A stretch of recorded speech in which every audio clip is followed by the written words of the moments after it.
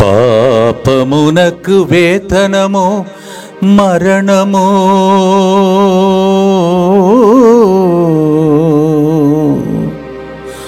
ఆ పాపము మోసి యేసు పరిహార బలియాయెను.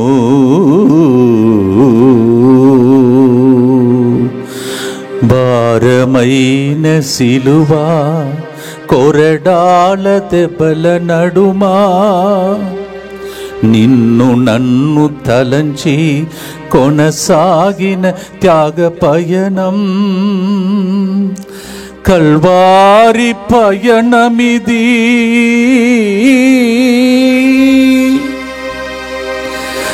నన్ను నిన్ను బంధకాల నుండి విడిపించే పయనమిది. త్యాగమూర్తి యేసుక్రీస్తు కల్వారి పయనమిది. మన రక్షణ పయనమిది.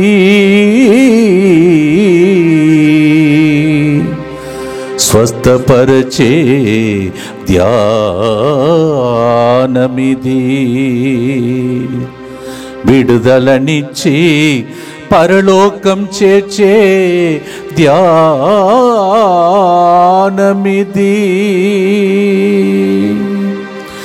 పరిహారం బలిదానం,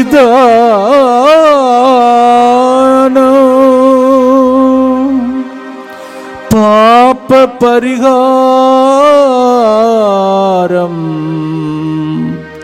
యేసు ప్రభు బలిదానం.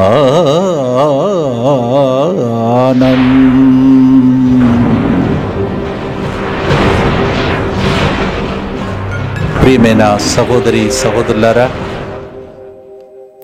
పరిహారం బలిదానం అనే ఈ గొప్ప వాక్య పరిచర్యకు యేసుతో 40 రోజు కార్యక్రమానికి మీ అందరినీ ప్రేమతో ఆహ్వానిస్తున్నాను. మీకోసం ప్రతిరోజు దైవజనులు ఇక్కడికి వచ్చి ఎంతో మంది త్యాగం చేసి ప్రయాణం చేసి మీ జీవిత పయనంలో మీకు తోడుగా ఉండాలని, అద్భుతాలు జరగాలని, కన్నీరంతా తుడవబడాలని, మీరు కోరుకున్న దానికన్నా ఊహించిన దానికన్నా ఎక్కువగా దీవించాలని ముందుకొచ్చి ఈరోజు మన మధ్యలో ధ్యానాంశం నేర్పించబోతూ ఉన్నారు. ప్రతిరోజు దేవుని యొక్క వాక్యాన్ని విని యేసుతో 40 రోజు కార్యక్రమం ద్వారా మీ జీవిత పయనంలో దేవుడు మీకు తోడుగా ఉండనుగాక. ప్రభు నామం ఈ ప్రోగ్రాం ద్వారా స్తుతింపబడునుగాక. ఆయన రాజ్యం వచ్చునుగాక. ఇప్పుడు దేవుని యొక్క వాక్యం కోసం మన హృదయాన్ని ఈ సమయంలో సిద్ధపరచుకుందాం. Praise the Lord. హల్లెలూయా. క్రీస్తునాథుని యందు మిక్కిలి ప్రియమైన సహోదరి సహోదరులారా, ప్రభు యేసుక్రీస్తు నామములో మీ అందరికీ కూడా శుభాభివందనములు. యేసుతో 40 రోజులు ఈ యొక్క ఆధ్యాత్మిక కార్యక్రమములో ఈ సాయంకాలము మనము దేవుని యొక్క సంపూర్ణ సంరక్షణ గురించి మన వాక్యాన్ని ధ్యానించబోతున్నాం. దేవుడు మనల్ని కాపాడే దేవుడు, భద్రపరిచే దేవుడు. ఈ రోజుల్లో ఈ లోకంలో పరిస్థితులు ఎలా ఉన్నాయంటే మన ప్రాణానికి భద్రత లేదు. రీసెంట్గా మనం చూసాం, పాస్టర్ ప్రవీణ్ పగడాల దారిలో వెళ్తుంటే ఏ విధంగా ఆయన మరణించాడో హఠాత్ పరిణామం. అందరూ కూడా ఆశ్చర్యపోయారు. అనేక మందిని ఆయన మరణం కలిచివేసింది. మరి అదేవిధంగా మనకి చూస్తున్నాం, బయటికి వెళ్ళిన వ్యక్తి క్షేమంగా ఇంటికి తిరిగి వస్తాడని మనకి భయం, ఆందోళన ఉంది. అనేక ప్రమాదాలు జరుగుతున్నాయి. వైద్యులు కూడా కనిపెట్టలేని వ్యాధులు వస్తున్నాయి. ఎప్పుడు ఏ ప్రమాదం పొంచి ఉందో మనకు తెలియదు. ఏ రోగం వలన, ఏ వ్యాధి వలన మనుషులు చనిపోతున్నారో తెలియదు. ఎప్పుడు హార్ట్ అటాక్ వస్తుందో తెలియదు. ఎప్పుడు మన శరీరంలో ఉన్న అవయవాలు పనిచేయటం ఆగిపోతాయో మనకు తెలియదు. అందుకని మనకి దేవుని సంరక్షణ అనేది చాలా ముఖ్యం. యేసుక్రీస్తు శిలువ మరణము, ఆయన చిందిన రక్తము, ఆయన శ్రమలు మనకి భద్రతను కల్పిస్తున్నాయి. కీర్తన 18:30లో దేవుని వాక్యం ఈ విధంగా పలుకుతుంది: ఈ దేవుని మార్గములు పరిపూర్ణమైనవి, దేవుని వాగ్దానములు నమ్మదగినవి, తనను ఆశ్రయించు వారిని ఆయన డాలువలే కాపాడును. సో దేవుని దగ్గరికి మనం వస్తే దేవుని వాగ్దానములంట నమ్మదగినవంట. దేవుని మార్గములు, ఆయన మార్గములో నడిస్తే, ఆయన త్రోవలో నడిస్తే ఆ మార్గములు పరిపూర్ణమైనవి. ఆ మార్గములో, దేవుని మార్గములో మనం ఉంటే మనకి భద్రత ఉంటుంది. దేవుని వాగ్దానములను పట్టుకొని ఉంటే ఆ వాగ్దానములు నమ్మదగినవి కనుక మనం ఏం చేయాలంట? దేవుణ్ణి ఆశ్రయించాలంట, ప్రభు దగ్గరికి రావాలంట. ప్రభువును ఒక ఆశ్రయముగా, దుర్గముగా మార్చుకోవాలి మనం. ఆయన మనందరినీ కూడా డాలువలే కాపాడును. 31వ వచనం పలుకుతుంది: ప్రభు తప్ప దేవుడెవరు? ఆయన తప్ప మనల్ని కాపాడేవారెవరు? నాకు బలము దయచేయి దేవుడు ఆయనయే, నా మార్గములను సురక్షితము చేయువాడాయనయే. నిన్ను కాపాడువాడు దేవుడే. ప్రభు తప్ప మనల్ని కాపాడేవాడెవరు? ఈ లోకములో మనల్ని ఎవరి కాపాడరండి. మన ప్రాణము, మన ఊపిరి దేవుడిచ్చింది. నీ శ్వాస దేవుడిచ్చింది, నీ ప్రాణము దేవుడిచ్చింది, నువ్వు కలిగి ఉన్న జీవము దేవుడిచ్చింది. అకాల మరణము తప్ప దుష్టుడు అకాల మరణము ద్వారా ఒక వ్యక్తిని చంపగలడు. అదే చూస్తున్నాం ప్రియులారా. దేవుడు మాత్రమే మనల్ని కాపాడగలడు. యేసుక్రీస్తు ప్రభు చెప్పినట్లు యోహాను సువార్త 10వ అధ్యాయం 10వ వచనములో, నేను జీవమునిచ్చుటకును సమృద్ధిగా ఇచ్చుటకు వచ్చి ఉన్నాడు. మనకు జీవం ఇచ్చేవాడు దేవుడు, కానీ అపవాది జీవం ఇచ్చేవాడు కాదు, జీవాన్ని తీసుకునేవాడు. వాడు చంపుటకు, నాశనం చేయుటకు, అబద్ధం చెప్పుటకు, హత్య చేయుటకు వాడు వస్తాడంట. మనల్ని నాశనం చేయడానికి, మనల్ని హత్య చేయటానికి, మన ప్రాణమును, మనకున్న సమస్తమును దొంగిలించటానికి దుష్టుడు అపవాది వస్తాడంట. కానీ యేసయ్య జీవమునిచ్చటానికి వస్తాడంట. సో దేవుడు తప్ప మనల్ని ఎవడు కాపాడలేడు. కనుకనే యేసుక్రీస్తు ప్రభు యొక్క శిలువ మరణము మన జీవాన్ని కాపాడగలుగుతుంది. నిత్య జీవానికి మనల్ని కాపాడుతున్నాడు. అందుకే మీరు గమనించారో లేదో, గురువు దివ్య పూజా బలిలో, దివ్య సప్రసాదములో ఆ స్వీకరించే ముందు, ఇదిగో సర్వేశ్వరుని గొర్రెపిల్ల అని చెప్పి ప్రజలందరూ కూడా సర్వేశ్వరుని గొర్రెపిల్ల అని చెప్పి చెప్తూ ఉండగా, అప్పద్రాక్ష రసములను తన చేతిలో పట్టుకొని దేవుని యొక్క సంరక్షణ ప్రార్థన కోరుతున్నాడు, యోగ్యతను కోరుతున్నాడు. తదనంతరము దివ్య సప్రసాదాన్ని స్వీకరించే ముందు, నేను స్వీకరించే ఈ యొక్క దివ్య సప్రసాదము ప్రభు యేసుక్రీస్తు శరీరము రక్తములు నన్ను నిత్య జీవమునకు కాపాడునుగాక, నిత్య జీవమునకు కాపాడునుగాక అని చెప్పి ప్రార్థన చేసుకొని ఆ మాట చెప్పి, కొన్నిసార్లు మౌనంగా చెప్తున్నాడు, కొన్నిసార్లు ప్రజలకు వినపడేది చెప్తున్నాడు. కనుక ప్రియులారా, మనం చూస్తున్నాము ఆ వాక్యము మనకి వినపడేలా, ఆ వాక్యము మనం వినేలా మనకి దేవుడు మనతో మాట్లాడుతున్నాడు.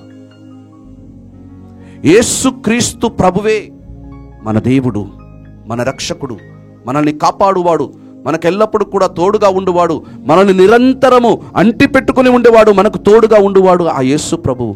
Praise the Lord. Hallelujah, hallelujah. వాక్యం ఏం చెప్తుంది?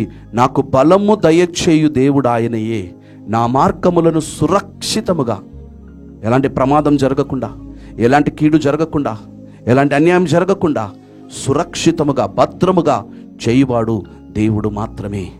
Praise the lord. కీర్తన 32:7 వచనంలో వాక్యం తెలియచేస్తుంది: నేను తలదాచుకొని చోటు ఆయనయే,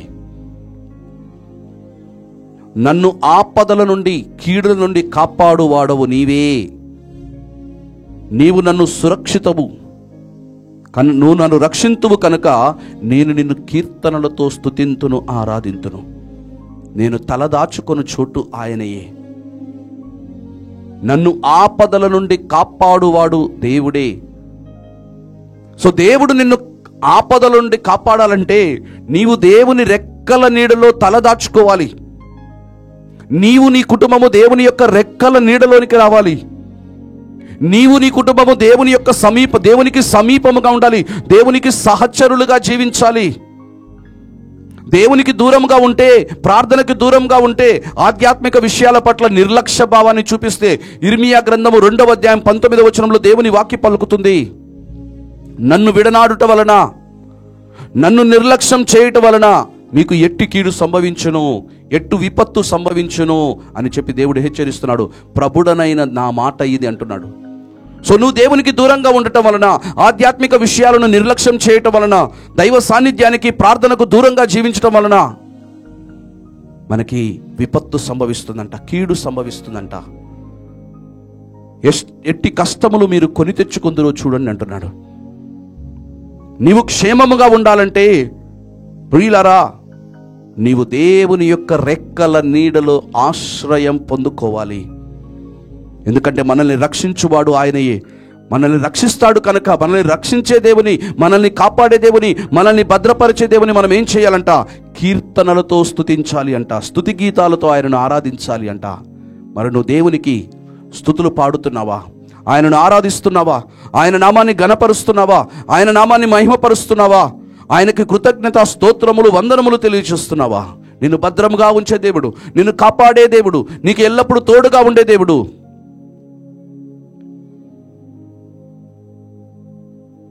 వాక్యం పలుకుతుంది, కీర్తన 119 114 వచనము, దేవా నీవే నాకు ఆశ్రయము, నా డాలువు నీవే, నేను నీ వాక్యమును నమ్మితిని. కీర్తనకారుడంట దేవుని వాక్యాన్ని నమ్మాడంట, దేవుణ్ణి తన ఆశ్రయముగా చేసుకున్నాడంట, దేవుణ్ణి తన డాలుగా చేసుకున్నాడంట. తనకు ఆపద రాకుండా, తనకి కీడు సంభవించకుండా దేవుడు తనను నిత్యము పరిరక్షించేలా, భద్రపరిచేలా ఆ కీర్తనకారుడు దేవుణ్ణి తనకు డాలుగా మలుచుకున్నాడంట. మరి నీవు ఆ కీర్తనకారుని వలె దేవుణ్ణి డాలుగా మలుచుకున్నావా? ఆశ్రయనీయముగా మలుచుకున్నావా? వాక్యం పలుకుతుంది, కీర్తన 3వ వచనంలో, ప్రభువు నాకు డాలు వంటివాడు, నా కవచం అంటున్నాడు. ప్రభువే 5వ వచనంలో వాక్యం తెలియజేస్తుంది, ప్రభువే నన్ను కాపాడును, ప్రభువే నన్ను కాపాడును. దేవుడు నీకు కవచముగా ఉండగలడు. ప్రభు నీ చుట్టూ తన దూతలను ఉంచి నిన్ను కాపాడగలడు. నీకు ఎట్టి అపాయం రాకుండా, కీడు రాకుండా నిన్ను సంరక్షించగలడు. అవును ప్రియ సహోదరి సహోదరులారా, తన ప్రజలైన ఇజ్రాయేలు ప్రజలకి దేవుడు తన యొక్క వాగ్దానమును బట్టి, దేవుడు తన యొక్క ఒడంబడికని బట్టి వారిని తమ శత్రువుల నుండి కాపాడుతానని, వాగ్దాన భూమిలో వాళ్ళు ప్రవేశింపక మునిపే శత్రువులు వారికి హాని తలపెట్టకుండా, శత్రువులు వారికి కీడు తలపెట్టకుండా వారిని భద్రముగా ఉంచుతానని చెప్పి దేవుడు ఇజ్రాయేలు ప్రజలకు వాగ్దానం ఇచ్చాడు. నిర్గమకాండము 23వ అధ్యాయము 27వ వచనంలో దేవుని యొక్క వాగ్దానము ఇజ్రాయేలు ప్రజలకి ఒడంబడిక చేసుకున్న, ఒప్పందం చేసుకున్న ఇజ్రాయేలు ప్రజలతో దేవుని యొక్క వాగ్దానం ఏంటి? మిమ్ము ఎదిరించు వారికి భయమును కొల్పెదను, మిమ్ము ఎదుర్కొన్న వారిని కల్లోలపరుతును, మీ శత్రువులు మిమ్ము వీడి పారిపోవునట్లు చేయుదును, నేను మిమ్మల్ని కాపాడుతానన్నాడు దేవుడు. కీర్తన 121 3, 4 వచనాలలో మనం చూస్తున్నాము. 7వ వచనం వరకు మనం చూస్తే, ఆయన నిన్ను కాలు జారి పడనీయడు, నిన్ను కాపాడువాడు నిద్రపోడు. ప్రభువు నిన్ను కాపాడును, కునికిపాట్లు పడడు, నిదురపోడు. నేను నీకు నీడగా ఉంటాను, ఆయన నీ కుడి ప్రక్కన నిలిచి నిన్ను రక్షించును. ప్రభువు నిన్ను సకల అపాయముల నుండి కాపాడును, నిన్ను సురక్షితముగా నుంచునని చెప్పి దేవుని వాక్యము మనకు తెలియచేస్తుంది. ప్రియ సహోదరి, ప్రియ సహోదరుడా, దేవుని వాక్యము మనకు తెలియపరుస్తూ ఉంది. ఆయన మనల్ని సురక్షితముగా ఉంచువాడు, సకల అపాయముల నుండి కాపాడువాడు, ఆపదల నుండి కాపాడువాడు. ఆయన నిదురపోడు, కునికి పాట్లు పడడని వాక్యం తెలియజేస్తుంది. దేవుని యొక్క వాగ్దానాన్ని నువ్వు నమ్మగలవా? దేవుని యొక్క వాగ్దానం మీద నువ్వు విశ్వాసం ఉంచగలవా? దేవుడు తన ప్రజలకు ఈ విధంగా తన దైవ సాన్నిధ్యం ఎప్పుడు తోడుగా ఉంటుందని చెప్పి తన యొక్క ప్రజలకి దేవుడు ఈ విధంగా వాగ్దానం చేశాడు. ప్రియులరా, ద్వితీయోపదేశ కాండము 31వ అధ్యాయము 6వ వచనంలో మనం వాక్యం చూస్తున్నట్లయితే, మీరు స్థైర్యములను అలవర్చుకొనుడు, ప్రభువు మీకు బాసటగా ఉండును, ఆయన మిమ్ము చేయి విడిచువాడు కాదు. మన దేవుడు యెహోవా షమ్మా, మనతో ఉన్న దేవుడు, ఇమ్మానువేలు దేవుడు, ఎల్లప్పుడూ మనతో ఉన్నవాడు. యేసుక్రీస్తు ప్రభు ఈ లోకము నుంచి పరలోకానికి ఎత్తబడే ముందు తన శిష్యులను పిలిచి ఆయన వాగ్దానం ఇచ్చాడు, లోకాంతము వరకు సర్వదా నేను మీతో ఉంటాను, నేను మీతో ఉంటాను. అలా అని చెప్పి మన జీవితంలో కష్టములు రావని కాదు, బాధలు రావని కాదు. మన జీవితంలో కష్టములు వచ్చినప్పుడు, బాధలు వచ్చినప్పుడు ఆయన మనతో ఉంటాడు, మనతో ఉంటాడు. దేవుని విశ్వసించి వారు శ్రమలకు గురి చేయబడతారంట, అవమానింపబడతారంట.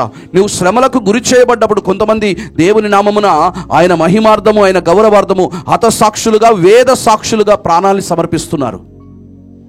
హతసాక్షులుగా, వేద సాక్షులుగా ప్రాణాలు ఇస్తున్నారు. అది దేవుని ప్రణాళిక. వారి రక్తం ద్వారా సువార్త ఇంకా ప్రచారంలోనికి తీసుకొని రాబడుతుంది. దేవుని రాజ్యం వ్యాపిస్తుంది హతసాక్షుల మరణము ద్వారా. అది ఒక దేవుని ప్రణాళిక. కానీ శత్రువులు నీకు హాని తలపెట్టకుండా, ద్వేషముతో నిన్ను కీడు చేయకుండా దేవుడు నిన్ను కాపాడు. దేవుడు నీతో ఉన్నాడు, ప్రభువు నీతో ఉన్నాడు. ఆయన వాగ్దానం ఇచ్చిన దేవుడు, నేను మీకు బాసటగా ఉంటాను, నేను మిమ్ము ఎప్పుడు చేయి విడువనంటున్నాడు. హెబ్రీయ పత్రిక 13వ అధ్యాయము 5వ వచనంలో చివరి భాగంలో మన వాక్యం చూసినట్లయితే, నేను మిమ్ము ఎన్నడూ విడనాడను, ఏ నాటికి ఎడబాయనని చెప్తున్నాడు. దేవుడు నీతో ఉన్నాడనే నమ్మకం నీకుందా? దేవుని యొక్క సాన్నిధ్యము,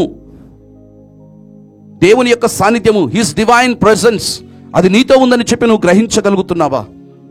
దేవుడు ఏ విధంగా యెహోషువకి ప్రజలను నాయకత్వంలో నడిపించడానికి ముందు దేవుడు ఏ విధంగా యెహోషువకి వాగ్దానం ఇచ్చాడో చూడండి.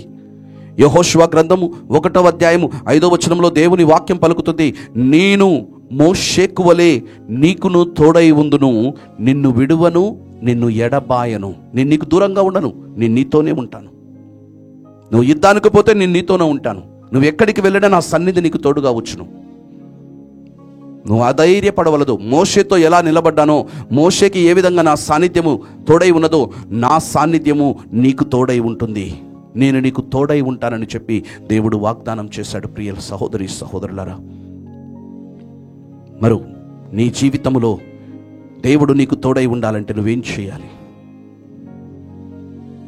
కీర్తన 18వ కీర్తన 30వ వచనంలో, ఈ షీల్డ్స్ అస్, ఆయన మనకు కవచముగా ఉన్నాడని. సామెతల గ్రంథము 1వ అధ్యాయం 33వ వచనంలో, నా పలుకులు ఆలించువాడు సురక్షితముగా జీవించును, కీడును తప్పించుకొని శాంతి సౌఖ్యములతో అలరారుదురు. How can you secure the protection of God? దేవుని యొక్క సంరక్షణ, దేవుని యొక్క భద్రత నీ జీవితంలో ఉండాలంటే నువ్వేం చేయాలి? నీ జీవితం ఎలా ఉండాలి? దేవునితో నీ సంబంధం ఎలా ఉండాలి? ఎలాంటి వారికి దేవుడు భద్రతను కల్పిస్తున్నాడు? ఎలాంటి వారికి దేవుడు సంరక్షణ కల్పిస్తున్నాడు? ఎలాంటి వారికి దేవుడు కవచముగా ఉంటున్నాడు? ఎలాంటి వారికి దేవుడు బాసటగా ఉంటున్నాడు? ఎలాంటి వారికి దేవుని సన్నిధి తోడై ఉంటుంది? ఎలాంటి వారికి దేవుడు డాలువలే ఉంటున్నాడు? దేవుని భద్రత, దేవుని సంరక్షణ నీ జీవితంలో కనపడాలి అంటే, నీకు కావాలంటే నువ్వు ఎలా ఉండాలి? How can you secure the protection, the divine protection of God? మనం ఇప్పుడు వాక్యం చదివాం, నా పలుకులు ఆలించువాడు సురక్షితముగా జీవించును, కీడు తప్పించుకొని శాంతి సౌఖ్యములతో అలలారును. Whoever listens to me will live in safety and it is without any fear of harm. ఏ బాధ, ఏ కీడు, ఏ ఆపద నీ దగ్గరికి రాకుండా ఉండాలంటే నీవు దేవుని స్వరమును వినాలి, దేవుని వాక్యమును విని, దేవుని పలుకులు ఆలకించి ఆ వాక్యానుసారముగా నువ్వు విధేయించాలి. ఎవరైతే దేవుని వాక్యమును ఆలకించి, దేవుని వాక్యమును తమ హృదయములోనికి స్వీకరించి ఆ వాక్యానుసారముగా తమ జీవితములను మలచుకుంటారో, దేవుడు వాక్యం ఏం చెప్తుంది? అలాంటి వారిని సురక్షితముగా జీవించును. కీడు తప్పించుకుంటారంట, ప్రమాదాలు తప్పించుకుంటారంట. ఈరోజు మన జీవితంలో ఎన్నో ప్రమాదాలు పొంచి ఉన్నాయి. దుష్టుడు అనేక ప్రమాదములను మన కొరకై తయారు చేస్తున్నాడు. అందుకే వాక్యం పలికింది కదా, మీపై ఎక్కుపెట్టిన బాణము, ఆయుధములు ఏవి పనిచేయవని. నీ వినాశనమును కోరి నువ్వు నీ కుటుంబం నాశనం చేయబడాలని అన్ని విధాలుగా నాశనం చేయబడాలని దుష్టుడు అనేకమైన ఆయుధములను వాడు తయారు చేస్తున్నాడు. కానీ కీడును తప్పించుకుంటావంట. దుష్టుడు మనుషులు కానీ అసూయ వలన కానీ లేకపోతే దుష్టుని యొక్క అసూయ వలన కానీ నీ జీవితంలో వాడు తలపెట్టిన ఆ కీడు నువ్వు తప్పించుకుంటావంట. Praise the Lord. Hallelujah, hallelujah. ప్రియులారా, మన చుట్టూ ఎన్నో హింసలు జరుగుతున్నాయి, యాక్సిడెంట్స్ జరుగుతున్నాయి. మన చుట్టూ ఎంతో మోసం చూస్తున్నాం. Digital frauds, scams. మనం సంపాదించిన డబ్బు కూడా ఈరోజు సెక్యూరిటీ లేదు, భద్రత లేదు. నువ్వు కష్టపడి సంపాదించిన డబ్బు ఎవడో నిన్ను మోసం చేసి, ఆన్లైన్లో మోసం చేసి, అంతర్జాలంలో నిన్ను మోసపూరితంగా నీ డబ్బును లాక్కుంటున్నాడు. నిన్ను ట్రాప్ చేస్తున్నారు, నీ కుటుంబాన్ని ట్రాప్ చేస్తున్నారు, నీ బిడ్డల్ని ట్రాప్ చేస్తున్నారు, మోసపూరితంగా డబ్బులు కలెక్ట్ చేస్తున్నారు. అనేక మంది ప్రజల చేతులలో మోసపోయి, ఆ దుర్మార్గుల చేతులలో మోసపోయి, మోసవాళ్ళ చేతులలో మోసపోయి, డబ్బుల విషయంలో మోసపోయి, మాట విషయంలో మోసపోయి అనేక మంది మనం చూస్తున్నాం. రీసెంట్గా జరిగిందండి మయన్మార్, థాయిలాండ్. ఆ యొక్క భూకంపం వలన ఎంతమంది ప్రాణాలు కోల్పోయారు, ఎంతమంది ప్రాణాలు కోల్పోయారు. ఉన్న పలంగా ఆ బిల్డింగ్స్ అన్ని కూడా, అపార్ట్మెంట్స్ అన్ని కూడా అలా కుప్పకూలిపోయాయి ఒకే చోట. ఆ డెబ్రీస్ కింద ఎంతమంది చిక్కుకొని పోయారు. చూడు, మనకి భద్రత లేదు. సునామీల వల్ల, సునామీ వచ్చి ఎంతమంది చచ్చిపోతున్నారు. టెర్రరిజం. హమాస్ సైన్యము ఇజ్రాయిల్కు ప్రవేశించి విచక్షణ రహితముగా, దయాదాక్షిణ్యం లేకుండా సామాన్య ప్రజల మీద గురిపెట్టి వాళ్ళని బుల్లెట్లతో కాల్చటం, అనేక మంది ప్రాణాలు కోల్పోవటం పరిస్థితి. అదొక పెద్ద యుద్ధానికి దారితీసింది.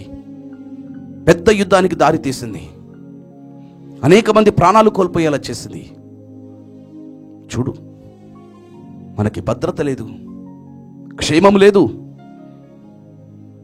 సంరక్షణ లేదు. వాక్యం ఏం చెప్తుందంటే, నీవు నా పలుకులు ఆలకించినట్లయితే నీవు సురక్షితంగా ఉంచువాడు. నువ్వు సురక్షితంగా జీవిస్తావు. దేవుని మాటలు ఆలకించాలి. దేవుని మాటల ప్రకారముగా, దేవుని మాటలకు విధేయించి నీ జీవితాన్ని నువ్వు కట్టుకోవాలి, నీ జీవితాన్ని నువ్వు నిర్మించుకోవాలి. అప్పుడే నువ్వు సురక్షితంగా మన్నుతావు.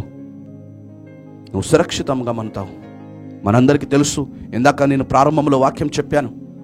రెండవదిగా, నువ్వు దేవుని యొక్క సంరక్షణ కావాలంటే, నీవు నీ కుటుంబము దేవుని యొక్క సంరక్షణలో ఉండాలంటే, భద్రత కల్పించబడాలంటే, ప్రియులారా, కీర్తన 91:1-2 వచనాలు మనకు పలుకుతున్నాయి.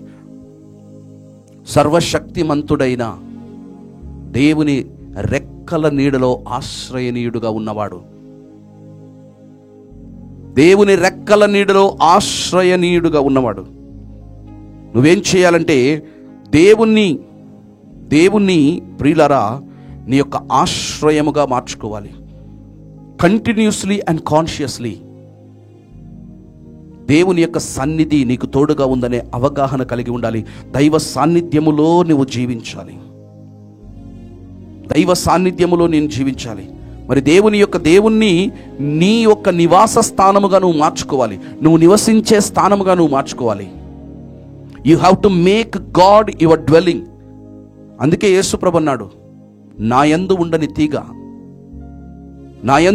తీగ అది ఎండిపోవును, దాన్ని అగ్నిలో కాల్చివేయబడుతుందంట. నీవు నేను భద్రముగా ఉండాలంటే, నీవు నేను క్షేమముగా ఉండాలంటే, మన జీవితాలు మన కుటుంబాలు క్షేమంగా ఉండాలంటే, ప్రియులరా, మనము యేసుక్రీస్తు అనే ద్రాక్షావళిలో నాటబడాలి. యేసుక్రీస్తునకు సహచరునిగా ఉండాలి. ఆత్మ యొక్క ప్రభావములో, ఆత్మ యొక్క ప్రేరణలో నువ్వు నేను జీవించాలి. నువ్వు దేవుని ప్రభువుని నీ దైవికమైన నివాస స్థానముగా నువ్వు మార్చుకోవాలి. మీరు నాయందు ఉండాలంటున్నాడు ప్రభు. అబాయిడ్ ఇన్ మీ, నాకు అంటకట్టబడని అంటున్నాడు. మీరు నాయందు ఉండండి అంటున్నాడు. మీరు నాయందు ఉంటే మీరు అధికముగా ఫలిస్తారంటున్నాడు. నువ్వు ఫలించాలి అన్నా, నువ్వు వృద్ధి చెందాలన్నా, నువ్వు పైకి రావాలన్నా, నీవు యేసుక్రీస్తునకు అంటుకట్టబడాలి.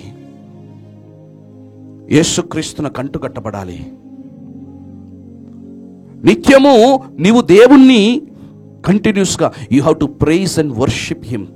Seek God continuously in prayer and worship. ఆరాధనలో, ప్రార్థనలో దేవుణ్ణి వెతకాలండి. దేవుణ్ణి వెతకాలి. దైవ సాన్నిధ్యాన్ని ఆకాంక్షించాలి. దైవ సాన్నిధ్యాన్ని మనం కోరుకోవాలి. ప్రభువా నేను నీతో ఉండాలయ్యా, ప్రభువా నేను నీ దగ్గరికి రావాలయ్యా, ప్రభువా నేను నీ ముఖం చూడాలయ్యా, ప్రభువా నేను నీ తేజస్సులో వెలుగులో జీవించాలయ్యా, ప్రభువా నిన్ను చూడాలని ఆశపడుతున్నానయ్యా, ప్రభువా నీకు చేరువగా రావాలని, నీకు దగ్గరగా రావాలని, ప్రభువా నా హృదయము దాహముకొని ఉన్నది ప్రభువా అని చెప్పి మనలో దేవుని పట్ల ఎంత దాహం ఉందో, ఆయన దగ్గరికి రావడానికి ఎంత తృష్ణ ఉందో, ఆ తృష్ణని, ఆ కోరికను మనం దేవునికి వ్యక్తపరచాలి మన ప్రార్థనలో. కానీ మోస్ట్ ఆఫ్ ద టైం మనం ఏం చేస్తుంటాము, మనకున్న సమస్యలు చెప్తుంటాం. దేవుని మీద నీకు ఎంత ప్రేమ ఉంది, ఆయనతో ఉండాలని నువ్వు ఎంత ఆరాటపడుతున్నావో నువ్వు వ్యక్తపరచటం లేదు. నువ్వు కీర్తన 27వ కీర్తన 4వ వచనంలో మీరు చదివితే, నేను ప్రభువును ఒక్క వరము కోరుకొంటిని నా జీవిత కాలమంతయు ప్రభు మందిరమున నివసింపవలనని, ఆయన అందమైన ముఖమును గాంచవలనని, ఆయన సలహా అడగవలనని నా కోరిక. చూడు కీర్తనకారుని యొక్క ఆలోచన చూడు, కీర్తనకారుని యొక్క కోరిక చూడు. నేను ప్రభువు ఒక్క వరం కోరుకుంటాడంట. మనం ఏం కోరుకుంటాము? డబ్బులు కావాలి, ఆరోగ్యం కావాలి, ఐశ్వర్యం కావాలి, అది జరగాలి, ఇది జరగాలి, ఉద్యోగం రావాలి, వీసా రావాలి. ప్రియులారా, మన యొక్క ప్రార్థనలు, మన యొక్క కోరికలు భౌతికమైనవిగా, లౌకికమైనవిగా, ఈ లోక సంబంధమైనవిగా ఉంటున్నాయి ఎక్కువ. కానీ ఇక్కడ కీర్తనకారుని యొక్క కోరిక ఉబలాటం మనం చూస్తున్నాము. ఆయన కోరిక ఆధ్యాత్మికమైనదిగా ఉంది. ఈ లోకపరమైనది, లౌకికమైనది కాదు, ఆధ్యాత్మిక పరమైనదిగా ఉంది. దేవుడు సొలొమోనునకు దర్శనమిచ్చినప్పుడు, కలలో కనిపించినప్పుడు సొలొమోనుతో దేవుడు మాట్లాడుతున్నాడు, కుమారా నీకేం కావాలి, నీకేం కావాలో కోరుకో, నేను ఇస్తానన్నాడు. సొలొమోను వెంటనే దైవీకమైన జ్ఞానం కోరుకున్నాడు, బుద్ధి కోరుకున్నాడు. ఈ ప్రజలను నీతి న్యాయములతో ఎలా పరిపాలించాలి, నాకు అనుభవం లేదు.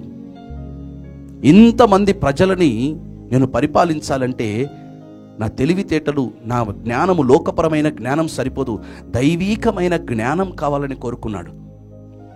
అలాంటి దైవీకమైన దేవుని యొక్క నడిపింపు కోరుకున్నాడు. కాబట్టి దేవుడు ఏమంటున్నాడు, దైవిక జ్ఞానంతో నువ్వు అందచందాలు కోరుకోలేదు, ఐశ్వర్యాన్ని కోరుకోలేదు, రాజ్యాన్ని కోరుకోలేదు, కానీ దైవికమైన జ్ఞానాన్ని కోరుకున్నావు. కాబట్టి ఈ దైవికమైన జ్ఞానంతో అవన్నీ కూడా నీకు ఇస్తానన్నాడు.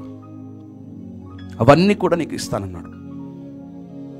మత్తయి సువార్త 6వ అధ్యాయము 33వ వచనంలో యేసుక్రీస్తు ప్రభు అంటున్నాడు, మొదట నీవు దేవుని రాజ్యమును వెతుకుము, నీతిని వెతుకుము, అప్పుడు అన్నీయు నీకు అనుగ్రహింపబడును. మొదట నీవు దేవుని రాజ్యమును వెతుకుము, నీతిని వెతుకుము, అప్పుడు నీకు అన్నీ అనుగ్రహించబడతాయంట. దైవ సన్నిధి, దైవ సన్నిధి, ప్రభు మందిరమున వసింపవలనని, జీవితకాలమంతా ప్రభు మందిరమున వసింపవలనని. అవును ప్రియ సహోదరిడా, దేవుని మందిరానికి రావాలనే ఆశ నీలో ఉందా? ఈరోజు కొంతమంది గుడికి వస్తున్నారు, దేవాలయానికి వస్తున్నారు, కానీ బలవంతంగా వస్తున్నారు. భర్త తిడతాడనో, భార్య తిడుతుందనో, అమ్మా నాన్న తిడతారనో, స్నేహితులు తిడతారనో, అన్నదమ్ములు తిడతారనో భయంతో వస్తున్నారు. వేరే వాళ్ళు ఏమనుకుంటారో, గుడికి రాకపోతే ఏమనుకుంటారో, గుడికి రాకపోతే, దేవాలయానికి రాకపోతే, తిరుసభ ద్వారా, సంఘము ద్వారా నాకు వచ్చే ప్రయోజనాలు నేను కోల్పోతానేమో, నా గుర్తింపు నేను కోల్పోతానేమో అని చెప్పి సమాజం కోసం, సంఘం కోసం, తల్లిదండ్రుల కోసం, కుటుంబ సభ్యుల కోసం, నేను గుడికి రాకపోతే సంఘ కాపరి వచ్చి నన్ను మందలిస్తాడేమో, గురువు వచ్చి నన్ను మందలిస్తాడేమో అని చెప్పి భయముతో గుడికి వస్తున్నారు. దేవుని మీద ఇష్టంతో కాదు, దేవుని మీద ఉన్న ప్రేమతో కాదు ప్రియులారా. దేవుడు కావాలి, దైవ సన్నిధి కావాలనే ఇష్టంతో కాదు. ఇక్కడ కీర్తనకారుడు ఏమంటున్నాడంటే, నా జీవిత కాలమంతా ప్రభు మందిరమున వసింపవలనని, ఆయన సన్నిధిలోనికి రావాలని, దేవుని యొక్క గుడికి, దేవాలయానికి, ప్రార్థనకు ప్రియులారా, వాక్యం వినటానికి ఆశ కలిగి వస్తున్నావా? ఇష్టపూర్తిగా వస్తున్నావా? లేక బలవంతంగా వస్తున్నావా? భయంతో వస్తున్నావా? ఆలోచించుకో. ఆయన అందమైన ముఖమును గాంచవలనని, ఆయన సలహా అడగవలనని. ఏం చేయాలి ప్రభువా? నాతో మాట్లాడు, నేను నీ స్వరం వినాలయ్యా. నేను చూడు, కీర్తనకారుని యొక్క ఆతృత చూడు. దావీదు రాజు నిరంతరము ప్రియులారా దేవుని సన్నిధి వెతికాడు. దావీదు రాజు దేవుని సన్నిధిని వెతికే వ్యక్తిగా ఉన్నాడు. కీర్తన 63 1-3 చదివితే, ప్రభూ నీవు నాకు దేవుడవు, నేను నీ కొరకు ఉబలాట పడుచున్నాను, నీ కొరకు ఆశగొని ఉన్నాను, నా ప్రాణము నీ కొరకు దప్పికగొని ఉన్నది, నా జీవిత కాలం అంతా నిన్ను స్తుతించెదను, నీ నామమునకు చేతులెత్తి ప్రార్థించుదును, నా పడక మీద కూడా నిన్ను స్మరించుకుంటాను ప్రభువా. చూడు దావీదు యొక్క కీర్తన చూడు, ఆయనలో ఉన్న ఆశ కోరిక చూడు, దేవునితో ఉండాలని, ప్రభుతో ఉండాలని. ప్రియులారా, ఈ యొక్క తపస్సు కాలంలో దేవునికి దగ్గరగా రావటానికి, దేవునికి సహచరుడుగా జీవించటానికి, దేవుని యందు ఆశ కొని ఉండటానికి, దేవుని యందు ప్రేమ కలిగి, భక్తి కలిగి, భయం కలిగి ఉండటానికి ఆటంకముగా నీ జీవితంలో ఎలాంటి పాపములు ఉన్నాయి, ఎలాంటి పాప ప్రభావాలు నీ జీవితంలో ఉన్నాయో ఒక్క నిమిషం ఆలోచించుకో. వాక్యం ఏం చెప్తుంది? కీర్తన 34:7 దేవుని యందు భయభక్తులు కలిగి జీవించు వారి చుట్టూ దేవుని దూత శిబిరము పన్ని సకల అపాయముల నుండి, సకల కీడుల నుండి ఆయన మనల్ని కాపాడునంట. దైవ భయం, గౌరవంతో కూడిన, వినయంతో కూడిన, గౌరవంతో కూడిన ఆరాధ్య భావం దేవుని పట్ల. ఆయన మహోన్నతమైన శక్తి, ఆయన యొక్క పరిశుద్ధత, ఆయన దివ్య తేజము, ఆయన పరాక్రమము, అది చూసినప్పుడు మనలో గౌరవంతో కూడిన భయము, వినయముతో కూడిన భయము. ఆయన మహాశక్తిమంతుడు, బలశాలి, సర్వజ్ఞాని, మహాగణుడు ఆయన. చూడు, అలా దేవుని పట్ల మన హృదయము స్పందించినప్పుడే, దేవుని మనము ఆశ్రయనీయముగా చేసుకున్నప్పుడే మనకి భద్రత, మనకి కాపుదల. ప్రియులరా, ఒక నిమిషం కళ్ళు మూసుకొని చిన్న ప్రార్థన చేసుకుందాం. ఈ వాక్య పరిచర్య ముగిస్తూ ఉండగా ప్రియులరా, ఈరోజు దేవుడు మిమ్మల్ని కాపాడాలని, పాపమును వదిలిపెట్టి, ఏ పాపమైతే నేను దేవునికి దూరం చేస్తుందో, ఏ బలహీనత నిన్ను దేవునికి దూరం చేస్తుందో, ఏ బలహీనత దైవ సన్నిధిని కోల్పోయేలా, ఏ పాపము దేవుని యొక్క సన్నిధిని కోల్పోయేలా చేస్తుందో, దావీదు ఏడ్చాడు కదా. కీర్తన 51 మనం చదువుతున్నాం. బెత్షెబాతో వ్యభిచారంలో పడిపోయి అన్యాయంగా ఆమె భర్తను ఉరయాను చంపించేశాడు, కుట్ర పని చంపించేశాడు. దావీదు ఏడుస్తున్నాడు, అయ్యా నీ సన్నిధి నుండి నన్ను గెంటివేయకము, నీ ఆత్మను నా నుండి తీసివేయకమని కన్నీటిని ఏడుస్తున్నాడు. ఈరోజు మనం కూడా ప్రియులారా, దైవ సన్నిధికి దూరం కాకుండా, ఆత్మను కోల్పోకుండా, అయ్యా ఒకవేళ మాలోని పాపములు, దోషములు, అపరాధములు మాకు ఆటంకముగా ఉన్నట్లయితే ప్రభువా, నువ్వు యెషయా గ్రంథము 59:2 పలుకుతున్నట్లు, నీకు నాకు మధ్య నీ పాపము ఒక అడ్డుగోడగా ఉందంటున్నావు ప్రభువా.